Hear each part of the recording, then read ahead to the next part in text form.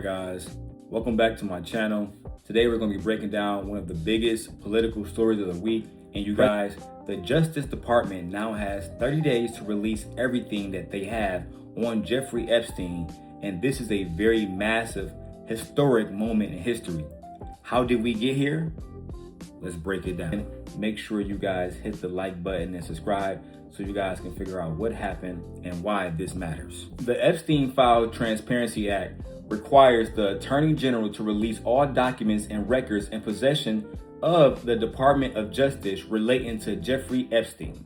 But it's way more detailed than that. The bill requires the Department of Justice, the DOJ, to publish all unclassified records in a searchable and downloadable format, including materials that relate to Mrs. Maxwell, Epstein's wife, and the flight logs and travel records and individuals that are named or referenced in connection with the investigation. That might include President Trump. Internal DOJ communications, emails, memos about decisions to charge people or not charge people, flight logs from Epstein's private jet, immunity deals that was given out to big people, non-prosecution agreements, documents about entities, whether corporate, nonprofit, or government, that had ties to Jeffrey Epstein's alleged trafficking network. The key part is no record can be withheld based on embarrassment, reputational harm, or political sensitivity, including to any government official, public figure, or foreign dignitary. They can't hide stuff just because it makes powerful people look bad or because they may be the president of the United States. That I might have to go over. The DOJ is permitted to withhold certain information such as personal information of victims, addresses, etc., ID numbers, etc., and materials that would jeopardize any active federal investigation, which will make sense because we want to protect survivors and any ongoing cases. Cut. The political battle it took to get here. Now again, how did we get to this point? Because this is not an easy road, and the politics behind this are extremely insane, extremely mental. Now, Republican Representative Thomas Macy filed a discharge petition in support of this bill. For those who do not know, a discharge petition is basically a way to force a vote on a bill when House leadership won't bring it to the floor. So you need at least 218 signatures to get this discharge petition. That way you can force a vote on a bill. And that's what they did to force a vote, to force a vote for this Epstein Act to be released. And here's where things get very interesting.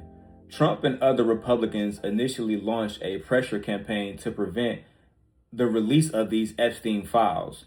One anonymous official called for voting against Macy's discharge petition, and they called it a very hostile act against President Trump administration. But something remarkable happened just days afterwards. A lot of different other Republicans started to sign the discharge petition. Nancy Mace, is that her name?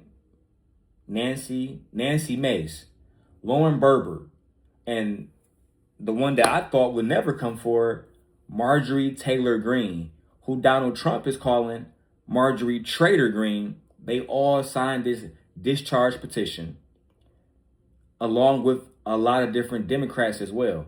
Now, Marjorie Taylor Greene even posted on her Instagram and different social media pages saying that the Epstein grape and PDF file network has to be exposed. And this has caused her to get a lot of alleged death threats. And pretty much the Republicans are saying that she's a traitor. So guys, by November 12th, the discharge petition received the required 218 signatures from 4 Republican representatives and 214 Democratic Party representatives forcing a House vote on the bill. Then Donald Trump suddenly changed his tune, and on June 17th, Donald Trump stated that he would sign the Epstein's Files Transparency Act into law. The House voted 427 to 1 to pass the act on November 18th.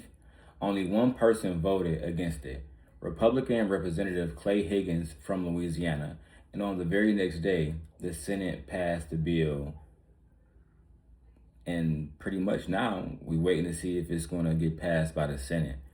House Speaker Mike Johnson was not happy about this at all. He kept saying that the bill needed amendments and that he was disappointed. But a 427 to 1 vote, it was nothing that was going to stop this from being released to the public, period. Part 3, we're going to call Donald Trump's reversal. Now, the move marks a stunning reversal for the president, who until days ago adamantly was against releasing these Jeffrey Epstein's files. So what changed? Public pressure has been very, very, very intense for President Donald J. Trump. Bipartisan support has been extremely overwhelming, and politically, it probably looked worse to keep blocking it than just let it come out. Donald Trump announced on his social media, Truth Social, that he had signed the bill into law, and this was on the evening of writing on Truth Social. Trump called Epstein a lifelong Democrat and noted his associations with high-profile Democrats, including former President Bill Clinton and former Treasury Secretary Lawrence Summers. Now look, Epstein had connections to people across the political spectrum. We know he was connected to Trump too. They were photographed together multiple times back in the day. Even though Donald Trump has denied any wrongdoings and repeatedly insists that he has no knowledge of Jeffrey Epstein's crimes. Neither Clinton nor Summers have been implicated in any crimes, wrongdoings, or anything in their over the years as they has been associated with Jeffrey Epstein. It's late, so excuse me.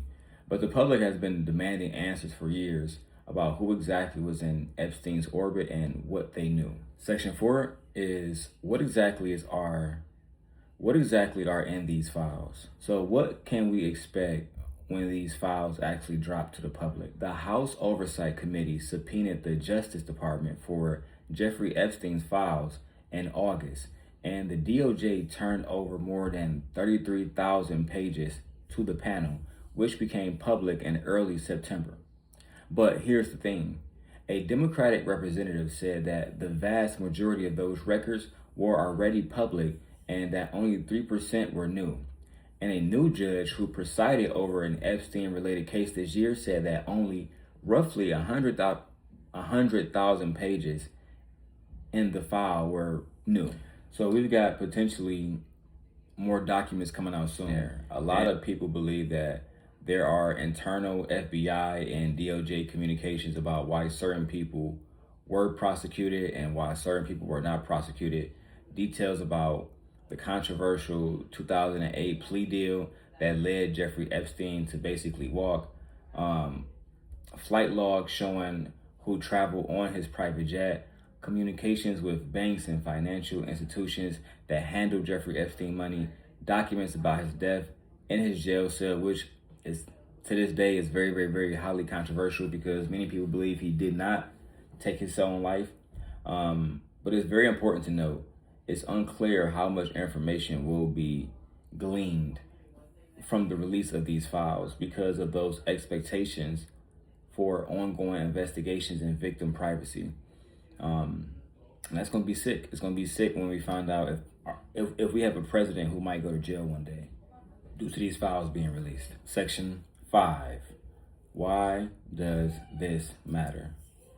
Jeffrey Epstein case has been a source of public fascination and outrage for years. He was a wealthy financier who sexually abused girls and young women for decades.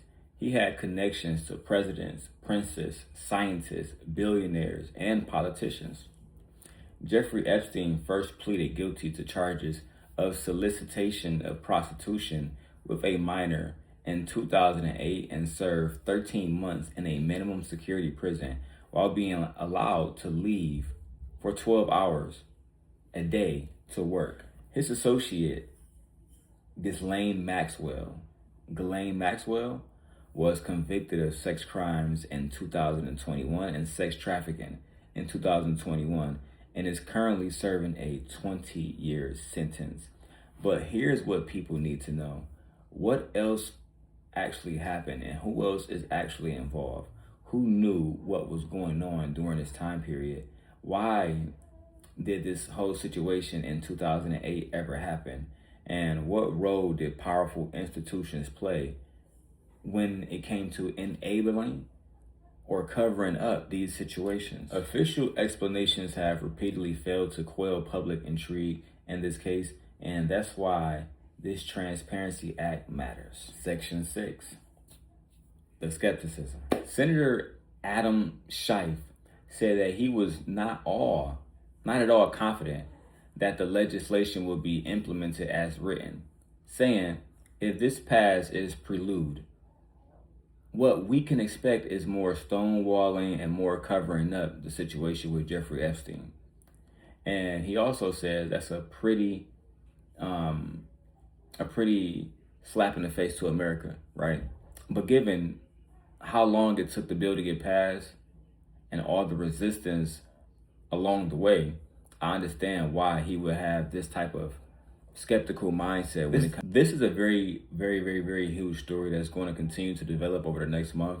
And when these files drop, you can bet that there's going to be major revelations.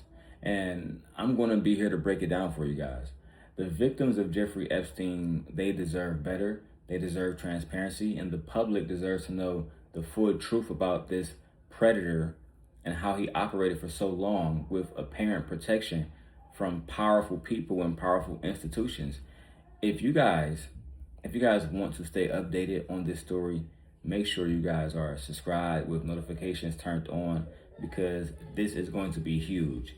Make sure you guys drop a comment and let me know what you guys think in the comment chat below. What do you think is going to be in these files? Who do you think is going to be in these files, and who is going to be publicly named?